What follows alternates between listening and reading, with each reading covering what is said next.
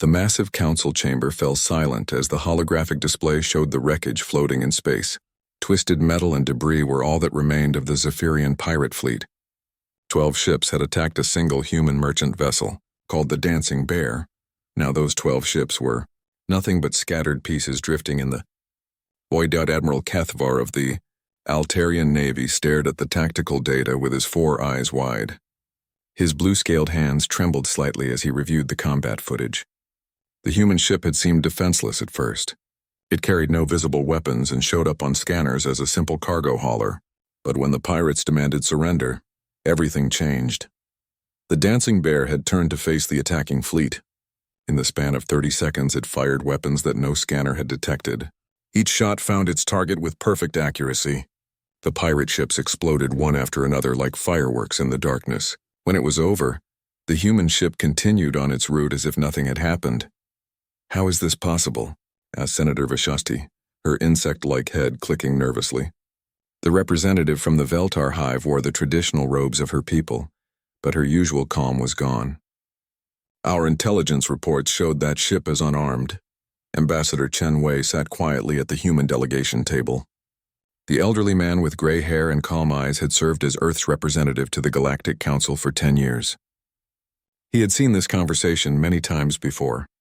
Other species always reacted the same way when they witnessed human military capability. "The ship was a merchant vessel," Chen said in his soft voice. "Captain Rodriguez was simply defending his cargo and crew. Any human ship has the right to protect itself." General Thokmar of the Bruthan Empire slammed his massive fist on the table. The 7-foot-tall warrior's tusks gleamed as he spoke. Protecting itself? That was not defense. That was complete destruction. No merchant ship should have such power. Chen nodded politely. Captain Rodriguez showed remarkable restraint. He could have destroyed the pirate base on the nearby asteroid as well. Instead, he only eliminated the immediate threat and continued his delivery route. The chamber erupted in nervous chatter. Representatives from dozens of species spoke in worried tones. The humans had only joined galactic civilization 50 years ago, but stories like this happened regularly. Human merchant ships destroyed pirate fleets. Human exploration vessels fought off entire alien war parties. Human colony ships turned away invasion forces. Admiral Kethavar had studied every recorded human military action. The results were always the same. When threatened, humans responded with overwhelming force. They never started fights, but they always finished them. What worried him most was that these incidents involved civilian ships. If merchant vessels could do this much damage, what could actual human warships accomplish? "The Council must address this matter," declared Prime Minister Zolek of the Confederated Worlds. The tall, thin alien's green skin had turned pale with fear. "Humans represent a clear threat to galactic peace. Their military capabilities are beyond anything we have seen." Chen stood slowly and walked to the center of the chamber. His simple black suit made him look ordinary compared to the exotic aliens around him, but every eye in the room followed his movement. When he spoke, his voice carried clearly through the vast space. "My friends, Earth has no desire for conquest or expansion beyond our agreed territories. We seek only trade and peaceful cooperation with our galactic neighbors." Captain Rodriguez was transporting medical supplies to a colony world. The pirates who attacked him were preventing sick people from receiving treatment. "But the weapons," Senator Vashati insisted. "How did a cargo ship hide such powerful weapons from our sensors?" Chen smiled gently. "Human engineering focuses on efficiency and multi-purpose design. The Dancing Bear's mining lasers were simply reconfigured for defensive use. Any human engineer could make such modifications in a few hours." This statement caused even more alarm. If humans could turn mining equipment into ship-killing weapons so easily, what other surprises might they have? Admiral Kethavar pulled up technical reports on human civilian technology. Their cargo haulers were faster than most military ships. Their mining equipment could cut through the strongest armor. Their communication systems had ranges that exceeded military specifications. "Perhaps," suggested Elder Morden of the Ancient Circle, "we should consider restricting human expansion for the safety of all species." The chamber grew very quiet. Chen's expression did not change, but something shifted in the atmosphere. The human ambassador clasped his hands behind his back and looked around the room. When he spoke again, his voice remained calm and friendly. Earth respects the Council's authority in matters of galactic law. However, we must point out that humanity has never been the aggressor in any conflict. We respond to threats, but we do not create them. If other species wish to avoid unpleasant encounters with human vessels, they need only avoid attacking them. General Thokmar growled low in his throat. Are you threatening us, human? Not at all, Chen replied. I am simply stating fact. The Dancing Bear's crew sent 17 warning messages to the pirate fleet before opening fire. They provided multiple opportunities for peaceful resolution. When those opportunities were ignored, they protected themselves. Admiral Kethvar had reviewed those warning messages. The human captain had been polite but firm. He had explained that attacking his ship would result in defensive action. He had even offered to share his medical supplies with the pirates if they were in need. Only when the pirates opened fire did the humans respond. What troubles me, Admiral Kethvar said slowly, is not what we saw, but what we did not see. Where did those weapons come from? How did the ship move so quickly? Why did our most advanced sensors detect nothing unusual until the fighting began? Chen turned to face the Altarian admiral. Human technology develops along different paths than most species. We focus on adaptability and hidden potential. A human tool is designed to become a weapon when necessary. A human ship is built to become a fortress if threatened. The implications sent chills through the chamber. If every human civilian vessel was a potential warship, then the galaxy's military balance was not what anyone had believed. The humans controlled only a small region of space, but their merchant fleet traveled everywhere. Hundreds of these disguised weapons platforms moved through galactic trade routes every day. I propose we maintain peaceful relations with Earth, Senator Vashati said finally. Perhaps it would be wise to ensure that human shipping lanes remain clear and safe. Murmurs of agreement rose from around the chamber. No one wanted to face the kind of destruction that had befallen the Zephyrian pirates. If keeping humans happy meant protecting their trade routes, then that seemed like a small price to pay. Chen bowed politely to the assembly. Earth appreciates the Council's wisdom. We look forward to continued cooperation and mutual prosperity. As the session ended, Admiral Kethvar remained in his seat, studying the tactical data one more time. Something bothered him about the whole incident. The human response had been swift and decisive, but it had also been perfectly controlled. Not a single shot had missed its target. No excess force had been used. It was as if the Dancing Bear's crew had known exactly how much power was needed to destroy each pirate ship. That level of precision suggested extensive military training. But according to Earth's records, Captain Rodriguez was a civilian cargo hauler with no military background. If ordinary human merchants could fight with such skill, what were actual human soldiers capable of? Admiral Kethvar decided he did not want to find out. As he left the chamber, he made a mental note to ensure that Altarian ships gave human vessels plenty of space. The galaxy had learned to fear humans, and today had only reinforced that fear. Emperor Skothak of the Scar Hegemony stood before the massive tactical display in his war room. The holographic star map showed the eastern spiral arm of the galaxy, where his empire had ruled for over 10,000 years. Red markers indicated Scar territory, which stretched across hundreds of star systems. But a small cluster of blue markers near the edge of the map drew his attention. Human space. These upstart mammals have made the galaxy soft, the Emperor declared. His scaled hide gleamed under the chamber's harsh lights, and his yellow eyes burned with anger. 10,000 years of Scar dominance, and now every species cowers before a handful of hairless apes. General Vokhtar, commander of the Third Fleet, stepped forward. His battle scars told the story of countless victories across the galaxy. My Emperor, perhaps caution would be wise. The reports from other species suggest humans possess unusual military capabilities. Skothak's tail lashed in irritation. Reports and rumors. Stories told by weak species to justify their fear. The Scar have conquered civilizations that ruled the galaxy before these humans even discovered fire. We will show the galaxy that human power is nothing more than clever tricks and propaganda. The Emperor walked to his command throne, carved from the bones of his defeated enemies. For millennia, the Scar hegemony had maintained order through strength. When species stepped out of line, Scar fleets reminded them of their place. The galaxy respected Scar power because they had seen what happened to those who challenged it. The human colony at New Geneva will serve as our example, Skothak announced.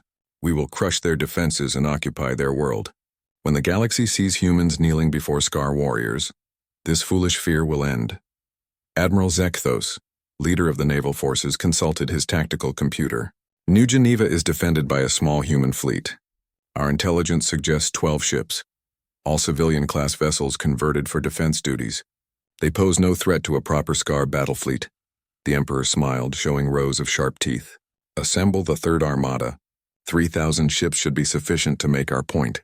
When we broadcast the conquest across the galaxy, every species will remember why they serve the Scar. Within hours, the largest fleet in Scar history began moving toward human space. 3,000 warships, each one a testament to Scar military might. The smallest vessels in the fleet were larger than most species' flagship battleships. The mighty dreadnoughts could crack planets with their main guns. News of the fleet's movement spread quickly through galactic intelligence networks. On dozens of worlds, governments held emergency sessions. The Altarians increased patrols along their borders. The Veltar hives went into defensive mode. Even the peaceful Crystalline Collective began evacuating their outer colonies. Ambassador Chen Wei received the news while reviewing trade agreements in his office on the diplomatic station. His assistant, a young woman named Sarah, burst through the door with panic in her eyes. "Sir, we just received word from Altarian intelligence. A massive Scar fleet is heading for New Geneva. 3,000 ships, Mr. Ambassador. This isn't a raid or a border skirmish. This is a full invasion." Chen set down his datapad and walked to the window. Stars glittered peacefully in the void, but he knew that peace was about to be shattered. He had hoped this day would never come, but human contingency plans existed for exactly this situation. "Sarah, please send a priority message to Earth Command. Use authorization code Omega-77. Tell them the situation and request immediate instructions." Sarah's hands shook as she typed the message.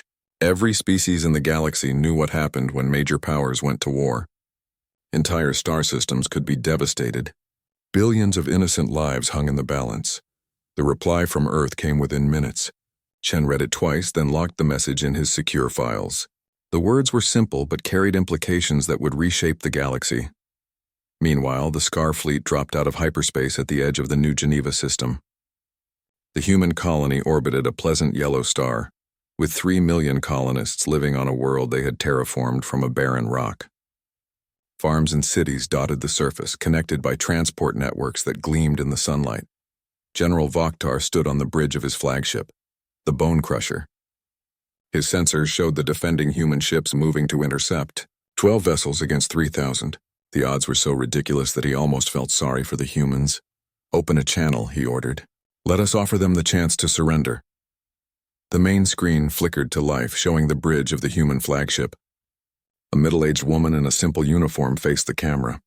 Her name was Captain Martinez, and her expression was calm despite the overwhelming odds. "I am General Vokhtar of the Scar Third Armada," he announced. "You are outnumbered by a factor of 250 to 1.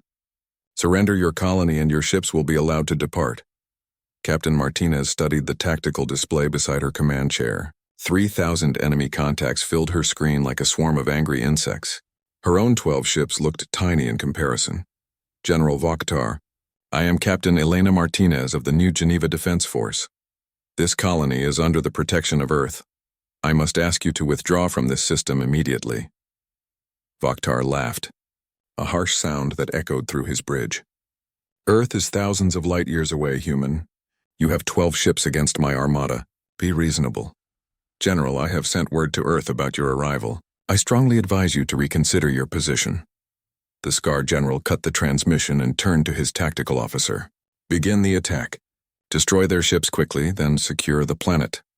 The Scar fleet moved forward like a metal tide, their weapons charged with deadly energy, ready to vaporize the pathetic human defense force. This would be the shortest battle in Scar history.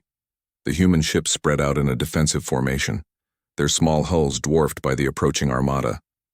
For a moment, it looked like courage facing impossible odds. Then the first shots were fired. What happened next defied every tactical manual in the Scar military database. The human ships moved with impossible speed and precision. Their weapons struck targets across the entire Scar fleet simultaneously. Instead of 12 ships fighting 3,000, it seemed like 12 ships fighting 12, while the rest of the Scar fleet simply exploded.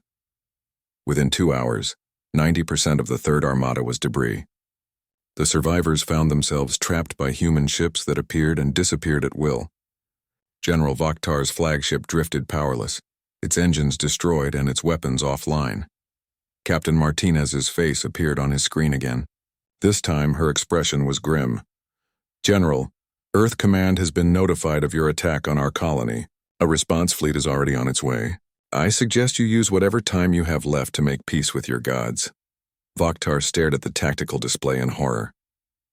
His mighty armada, the pride of the Scar Empire, had been crushed by 12 human ships. But the captain's words filled him with even greater dread. If these defenders were so powerful, what would an actual human military fleet be capable of? Across the galaxy, deep space sensors detected massive energy signatures moving from the direction of Earth. Whatever was coming registered power levels that exceeded anything in the databases. Even the ancient monitoring stations of the first civilization began transmitting warning signals they had never broadcast before. In the Galactic Council chambers, Admiral Kethavar watched the sensor readings with growing horror. The energy signatures were moving faster than anything should be able to travel. They were heading directly for Scar Space. What have they done? He whispered to himself. The galaxy was about to discover what humans were truly capable of when their civilians were threatened. Deep beneath the surface of Europa, one of Jupiter's moons, ancient machinery stirred to life for the first time in over a century. Commander Sarah Reyes opened her eyes as the cryogenic chamber released her from its frozen embrace. Steam hissed from the pod as she sat up, her enhanced muscles adjusting to movement after decades of sleep. The facility around her hummed with activity as dozens of similar chambers opened throughout the complex. Men and women emerged from their long slumber, each one representing the pinnacle of human evolution and military science. These were the Supreme Warriors, Earth's ultimate guardians, and they had been awakened because the unthinkable had happened. "Status report," Sarah commanded as she stepped from her pod. Her voice carried absolute authority despite having been silent for so long. At 6 feet tall, with silver hair and eyes that seemed to glow with inner light, she was both beautiful and terrifying. Lieutenant Colonel Marcus Webb, her second-in-command, was already reviewing tactical data on a holographic display. His cybernetic implants glowed softly under his dark skin as information flowed directly into his enhanced brain. "Commander, we have a Code Omega situation. The Scar hegemony attacked the New Geneva colony with a fleet of 3,000 ships. The local defense force eliminated 90% of the attackers, but Earth Command has activated the extinction protocol." Sarah's expression did not change, but the temperature in the room seemed to drop several degrees.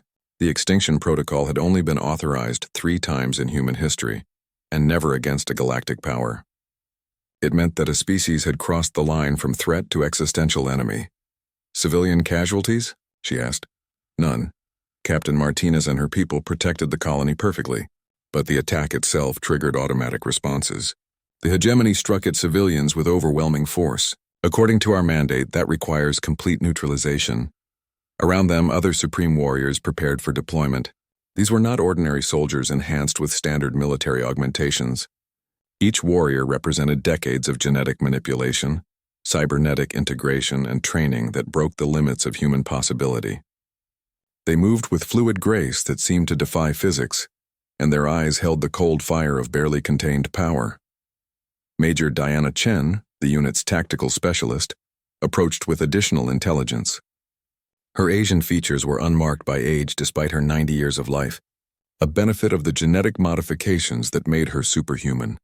"Commander, we have confirmation that this was a deliberate action by Emperor Skothak himself. Intelligence suggests he viewed human military capability as propaganda and decided to demonstrate Scar superiority to the galaxy." Sarah walked to the central command platform where a massive holographic display showed the current tactical situation. The Scar Empire controlled hundreds of star systems, with a total population in the trillions. Their military included over 50,000 warships and armies that had conquered entire civilizations. "How many Supreme Warriors are available for this operation?" Sarah asked. 217 active units across all divisions," Marcus replied. "The Alpha Division has 63 warriors ready for immediate deployment. Beta and Gamma divisions can be mobilized within 24 hours. Sarah nodded slowly. 200 warriors against an empire of trillions. To any outside observer, the odds would seem impossible. But the Supreme Warriors had been created for exactly these impossible situations. We proceed with Alpha Division only. This is a demonstration, not an extermination. The galaxy needs to understand the consequences of threatening human civilians. But we will not commit genocide unless absolutely necessary. She turned to address the assembled warriors. 63 men and women stood at attention, each one capable of single-handedly destroying most military units. Their armor was black as space itself, designed to integrate with their enhanced biology. Weapons that could reshape matter at the atomic level hung at their sides. Warriors of the Alpha Division, we have been awakened because an alien empire chose to attack our people. 3 million human civilians on New Geneva were targeted for conquest and possible extermination. This aggression cannot be allowed to stand. The warriors listened in perfect silence. They had trained for this moment for decades before entering cryogenic sleep. Every possible scenario had been analyzed and practiced until their responses became instinctive. Our mission is clear. We will proceed to scar space and neutralize their military capability. We will capture their leadership and force their complete surrender. We will demonstrate to the galaxy that attacking human civilians brings consequences beyond their imagination. Sarah activated her personal display, showing the tactical plan that had been developed in the seconds since their awakening. The Supreme Warriors' enhanced minds could process information and develop strategies at superhuman speed. The Scar military is concentrated in 3 main fleet bases and their homeworld capital. We will strike all 4 locations simultaneously. Marcus, take 15 warriors and neutralize the first fleet at Scar Prime. Diana, take 20 warriors to the second fleet base at Vaktar Station. I will lead the remaining warriors against the third fleet and the Emperor's palace. As they spoke, their ships powered up in hidden bays throughout the solar system. These vessels were unlike anything in the galactic databases. They existed partially outside normal space-time, powered by technologies that most species would consider impossible. When fully activated, each ship could phase through matter, bend gravity, and manipulate the fundamental forces of the universe.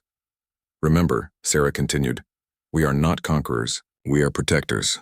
Every action we take must serve the purpose of defending human life and ensuring this never happens again.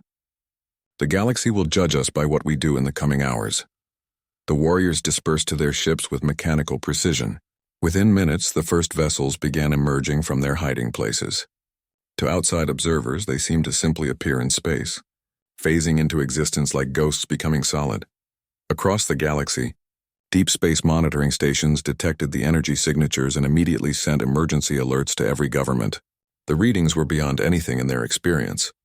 Whatever the humans had hidden was now revealing itself, and the power levels suggested technology that bordered on the supernatural. On the diplomatic station, Ambassador Chen Wei received a priority message from Earth Command. The text was brief, but carried implications that would reshape galactic civilization. Mr. Ambassador, please inform the Galactic Council that Earth's Supreme Warriors have been activated. We recommend that all species maintain safe distances from Scar space for the next 48 hours. Earth regrets any inconvenience this may cause to galactic commerce. Chen read the message twice, then sealed it in his secure files. He had hoped never to see those words. The Supreme Warriors were humanity's final argument, the ultimate guarantee that their species would never face extinction. Now the galaxy would witness what humans were truly capable of when their civilians were threatened. Admiral Kethvar was in his private quarters when the emergency alert reached him. The Altarian military's most sensitive sensors had detected gravitational anomalies throughout human space. Ships were moving that registered energy output equivalent to small stars. He immediately called an emergency session of the council, but he suspected it was already too late. Whatever the humans were unleashing, it was beyond anything the galaxy had prepared for. The Scar Empire had awakened something that should have remained sleeping. As the Supreme Warriors' ships moved toward their targets, reality itself seemed to bend around them. Space twisted and folded, allowing them to cross vast distances in mere hours. Their destination was the heart of the Scar Empire, where an emperor who had ruled for centuries was about to learn that some enemies should never be challenged. The galaxy held its breath as humanity's true guardians went to war. Emperor Skothak paced in his throne room on the Scar homeworld, waiting for news from General Vaktar's fleet. The attack on New Geneva should have been completed hours ago, but communication with the Armada had been lost shortly after the battle began. His advisors assured him this was normal during combat operations, but something felt wrong. The massive doors to the throne room burst open, and Admiral Zekthos rushed inside. The naval commander's scales had turned pale with terror, and his hands shook as he activated a holographic display. "My Emperor, we have received a transmission from the Third Armada. General Vaktar is dead, and 90% of our fleet has been destroyed." Skothak stopped pacing and stared at the display. The grainy recording showed the aftermath of the battle at New Geneva. Twisted wreckage floated where proud Scar warships had once sailed. The few surviving vessels drifted powerless and broken. "This is impossible," the Emperor snarled. 3,000 ships against 12 human defenders. How could our forces fail so completely? Admiral Zekthos activated another display showing sensor readings from the battle. The human ships moved faster than our computers could track. Their weapons penetrated our shields as if they did not exist. Our survivors report that the humans seemed to phase in and out of reality itself. Before Skothak could respond, every alarm in the palace began sounding. The deep, resonating tones indicated imminent attack on the capital world itself. Guard Captain Morthak rushed into the throne room with panic in his yellow eyes. "My Emperor, massive energy signatures have appeared throughout our space. Unknown vessels are approaching the First Fleet Base, the Second Fleet Headquarters, and our orbital defense platforms." Skothak moved to the command center adjacent to his throne room. The tactical displays showed contacts moving toward Scar military installations across 3 star systems. The energy readings from these ships exceeded anything in the Imperial database. "How many vessels?" the Emperor demanded. "We cannot determine exact numbers, my Emperor. The ships appear to exist partially outside normal space. Our sensors detect them as gravitational distortions rather than solid objects." On the main display, one of the mysterious ships materialized near the First Fleet Base at Scar Prime. The human vessel was sleek and black, its hull seeming to absorb light rather than reflect it. As they watched, the ship simply passed through the base's defensive shields as if they were not there. The First Fleet's commanding admiral tried to coordinate a response, but his ships moved like they were frozen in time compared to the human vessel. Weapons fire that should have destroyed the intruder passed harmlessly through empty space. The human ship was never where the targeting computers predicted it would be. Within minutes, every weapon system on the base went offline. The human ship had somehow disabled the entire installation without firing a shot. Then it began transmitting on all frequencies. "This is Commander Marcus Webb of the Earth Supreme Warriors. Your military installation has been neutralized. All personnel will evacuate immediately or face termination." Emperor Skothak watched in horror as his mighty First Fleet, the pride of the Scar military, powered down their weapons and began abandoning their ships. A single human vessel had neutralized an entire battle fleet without destroying a single ship. "How is this possible?" Admiral Zekthos whispered. The answer came as reports flooded in from across Scar space. At Vaktar Station, home of the Second Fleet, 20 human ships had materialized simultaneously. They moved through the defensive formations like ghosts, disabling weapons and engines with surgical precision. The station's crew found their life support systems shut down, forcing them to surrender or suffocate. But the most shocking report came from the Imperial Palace's own sensors. A single human ship had appeared in orbit directly above them. It hung motionless in space, making no aggressive moves, but its mere presence sent waves of terror through the palace guard. "My Emperor," Guard Captain Morthak reported, "the ship is scanning our facilities. Every defensive system we activate is immediately disabled. Our weapons cannot achieve target lock." Skothak stared at the tactical display showing the human vessel above his palace. For 10,000 years, no enemy had dared approach the Scar homeworld. The orbital defense platforms that protected the planet could destroy entire fleets. Yet this single ship hung in space as if those defenses did not exist. A new transmission began broadcasting across the palace communication system. The voice was calm and controlled but carried absolute authority. "Emperor Skothak of the Scar hegemony, this is Commander Sarah Reyes of the Earth Supreme Warriors. You ordered an unprovoked attack on human civilians. Your military forces have been neutralized. You will surrender unconditionally, or face escalation to methods that will make our current demonstration seem gentle." The Emperor's scaled hands gripped his throne as he processed the implications. His entire military had been defeated in less than 6 hours. 3 separate fleets spread across multiple star systems, had been neutralized simultaneously by fewer than 70 human ships. "Open a channel," Skothak commanded. The main screen flickered to life, showing the bridge of the human ship. Commander Sarah Reyes stood before the camera, wearing armor that seemed to drink in the light around it. Her silver hair and glowing eyes made her look like a goddess of war from ancient mythology. "I am Emperor Skothak, ruler of the Scar hegemony," he began, trying to project the authority that had conquered hundreds of worlds. "You have attacked sovereign Scar territory without provocation." Commander Reyes studied him with eyes that seemed to see through his soul. When she spoke, her voice carried the weight of absolute power. "Emperor, your forces attacked the human colony at New Geneva with 3,000 warships. You targeted civilian populations for conquest and possible extermination. Under Earth's defensive protocols, this constitutes an act of genocide. The penalty is complete neutralization of your military capability and occupation of your government." Skothak felt his confidence crumbling. The human woman spoke as if she commanded the power of gods. Around him, his advisors cowered in terror as they realized the true scope of what they faced. "We can negotiate," the Emperor said desperately. "The attack on your colony was a misunderstanding. Compensation can be arranged." "Negotiation ended when you fired on human civilians," Commander Reyes replied.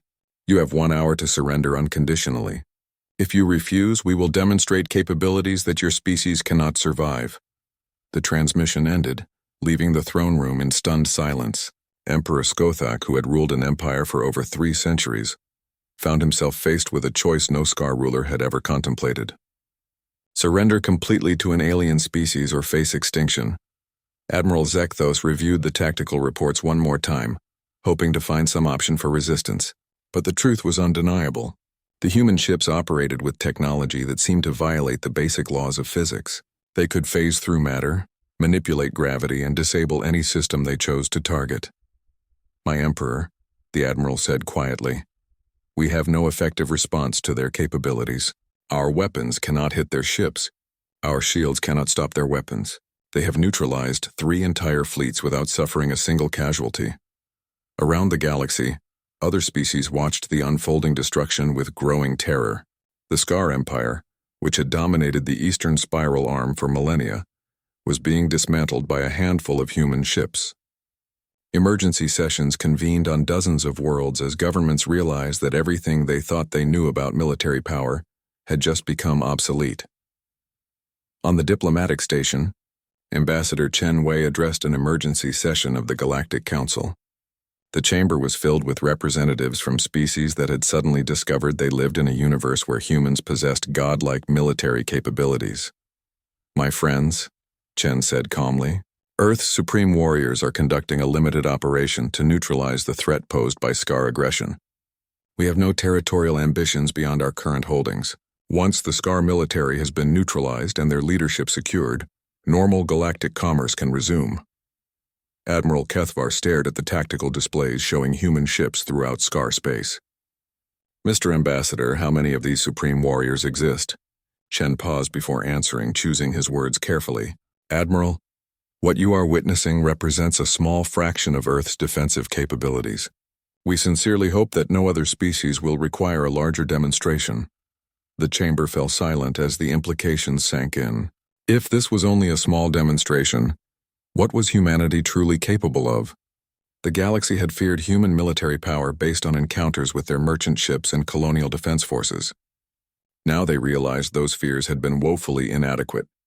Emperor Skothak sat alone on his throne, watching the countdown timer on his display. 53 minutes remained until the human deadline expired. Around him, his empire crumbled as reports of surrender came from across Scar space. His generals, admirals, and governors were abandoning their posts rather than face the wrath of Earth's supreme warriors. For the first time in his long life, the Emperor of the Scar understood what it meant to be truly powerless. Emperor Skothak stood in the ruins of his pride as the final minutes of the human deadline counted down. His advisors had fled the palace, his fleets had surrendered, and his empire lay broken. With 30 seconds remaining, he activated the general communication system and spoke the words that would echo through galactic history. "This is Emperor Skothak of the Scar hegemony. I hereby surrender unconditionally to the forces of Earth. All SCAR military units are ordered to cease resistance and comply with human commands. The transmission went out across hundreds of worlds, formally ending an empire that had lasted 10,000 years. Within hours, Commander Sarah Reyes and her team materialized directly in the throne room, their phasing technology allowing them to bypass every defensive system in the palace. Skothak had expected to face monsters after witnessing the destruction of his fleets. Instead, he found himself confronting humans who looked almost ordinary despite their incredible power. Commander Reyes was tall and graceful, with silver hair and eyes that held depths of knowledge he could not fathom. "Emperor Skothak," she said in perfect SCAR language, "you are now a prisoner of Earth Command. Your empire is under temporary human administration until a suitable government can be established." The former emperor bowed his head in defeat. "What will become of my people?" "They followed my orders. The blame is mine alone." Commander Reyes studied him with those unsettling eyes. "Your people will be unharmed. Earth has no interest in ruling an empire. Once your military has been permanently dismantled and your government restructured, we will withdraw.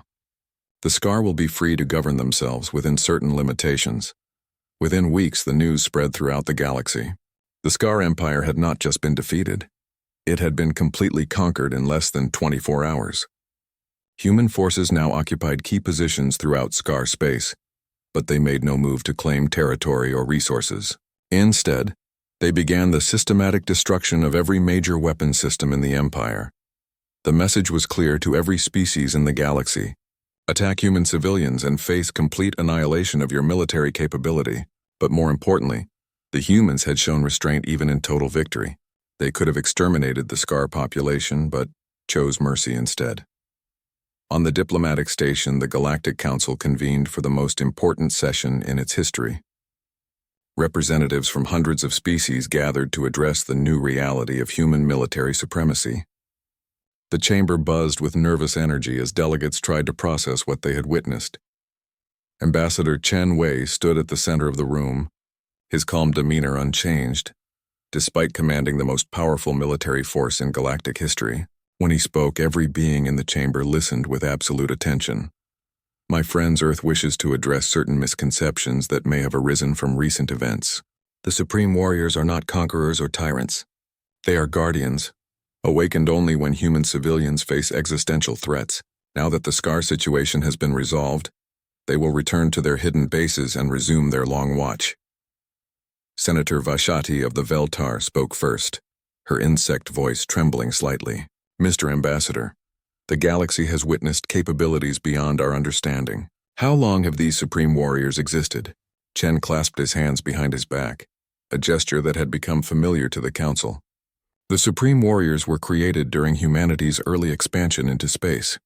We learned through bitter experience that the universe contains species willing to commit genocide for resources or territory. The warriors ensure that humanity will never face extinction again." Admiral Kethvar leaned forward in his seat. "How many Supreme Warriors exist?" "What we witnessed destroyed the largest empire in the galaxy using less than 70 ships." The human ambassador paused, choosing his words carefully. "Admiral, I am authorized to tell you that the recent operation involved approximately 3% of Earth's available Supreme Warriors.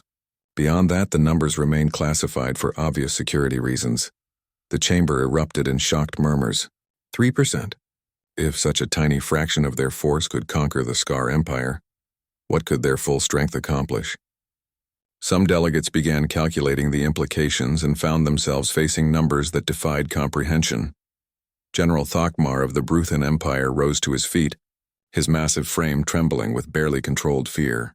"Are you saying that Earth could conquer the entire galaxy if it chose to do so?" Chen turned to face the Bruthan general directly.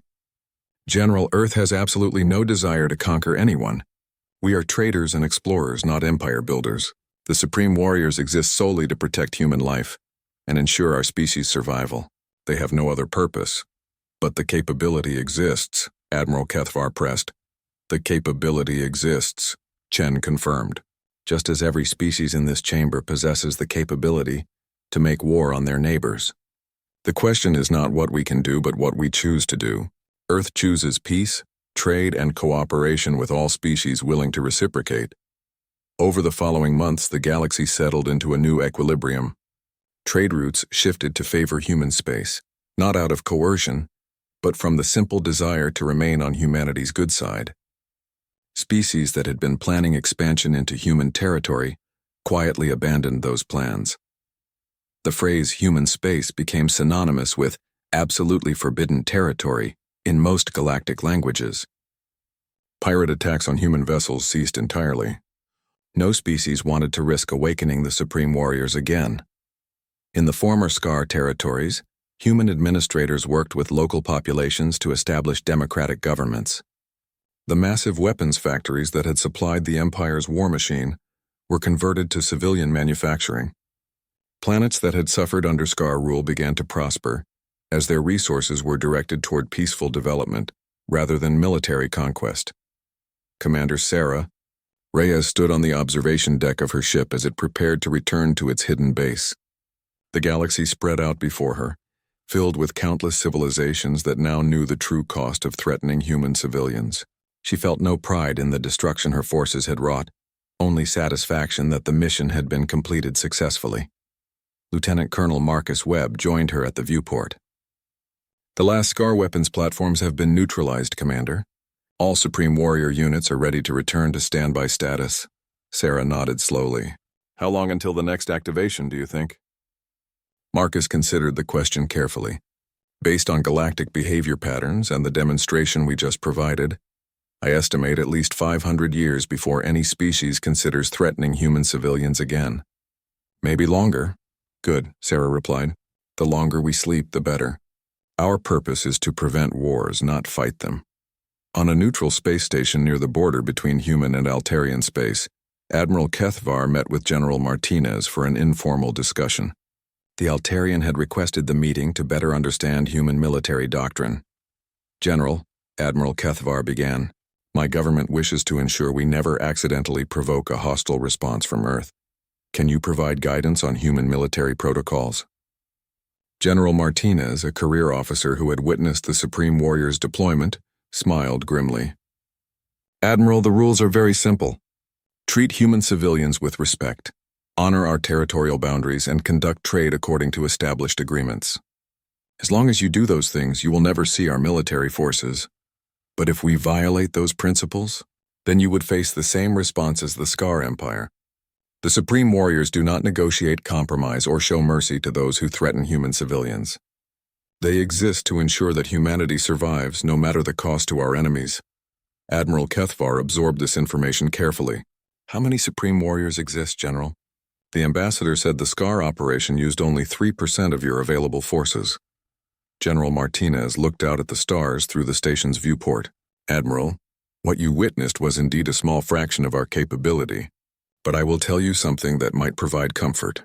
The Supreme Warriors are not interested in conquest or expansion. They sleep in hidden bases throughout human space, waiting for threats that we hope will never come. And if multiple species attacked human colonies simultaneously, then the galaxy would discover capabilities that make the Scar demonstration look restrained," Martinez replied quietly. "But we sincerely hope that day never comes." Years passed, and the galaxy adapted to the new reality of human military supremacy.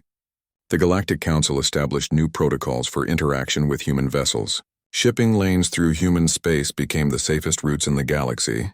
The phrase "protected by Earth" became the ultimate security guarantee for any commercial venture. Ambassador Chen Wei retired from his position, satisfied that humanity had achieved the balance they sought. Feared for their military might but respected for their restraint, other species maintained peaceful relations not out of coercion, but from genuine understanding that humanity preferred cooperation to conquest. The Supreme Warriors returned to their hidden bases and resumed their eternal watch. They slept peacefully, knowing that the galaxy had learned the most important lesson in human military doctrine.